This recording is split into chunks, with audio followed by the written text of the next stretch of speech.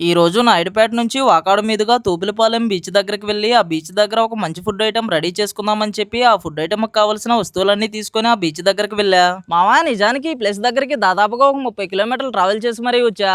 ఎందుకంటే మన స్టైల్లో మట్టికుండలో చికెన్ రెడీ చేసుకొని మంచిగా తినాలని. అయితే దీన్ని ఎలా రెడీ చేయాలో చూపిస్తా. మీరు ఎప్పుడైనా ఇలాంటి ప్లేస్లకు వచ్చినప్పుడు మీకు తప్పకుండా యూజ్ అవుతుంది. ఇక ముందుగా మనం ఈ కుండ చికెన్ రెడీ చేయడానికి మనం తీసుకొచ్చిన ఈ చికెన్ ని చిన్న చిన్న ముక్కలుగా కట్ చేసి మంచిగా నీళ్లతో కడిగి ఒక చిన్న మట్టి కుండలోకి తీసుకొని ఒక పక్కన పెట్టుకున్నా.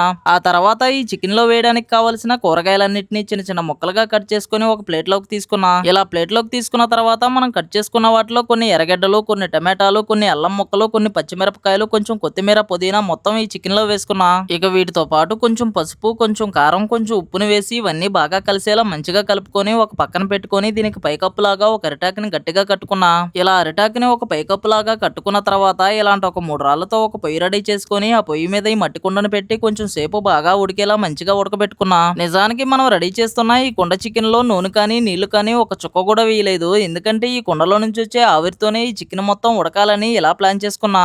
అయితే ఈ కుండ చికెన్ మొత్తం రెడీ అయిన తర్వాత మనం ఇంటి దగ్గర నుంచి వచ్చేటప్పుడు ఒక బాక్స్ నిండా అన్నం కూడా తీసుకొచ్చుకున్నా. ఇవి రెండు ఒక ప్లేట్ లో వేసుకుని మంచిగా తినడం మొదలు పెట్టా. నిజానికి ఈ చికెన్ మాత్రం చాలా రుచిగా అనిపించింది. అందుకని మనం తీసుకొచ్చిన అన్నంతో పాటు ఈ చికెన్ మొత్తం ఒక 5 నిమిషాల్లోనే పూర్తిగా తినేసా. ఇక తిన్న ప్లేట్లన్నీ అక్కడే పెట్టేసి కొంచెం సేపు ప్రశాంతంగా మునుగుదామని చెప్పి ఈ బీచ్ దగ్గరకు వచ్చేసా. ఇక ఫైనల్ గా మీరు ఎప్పుడైనా ఇలాంటి ఫుడ్ ఐటమ్ రెడీ చేసుకొని తినుంటే ఒక కామెంట్ చేయండి మమ్మా.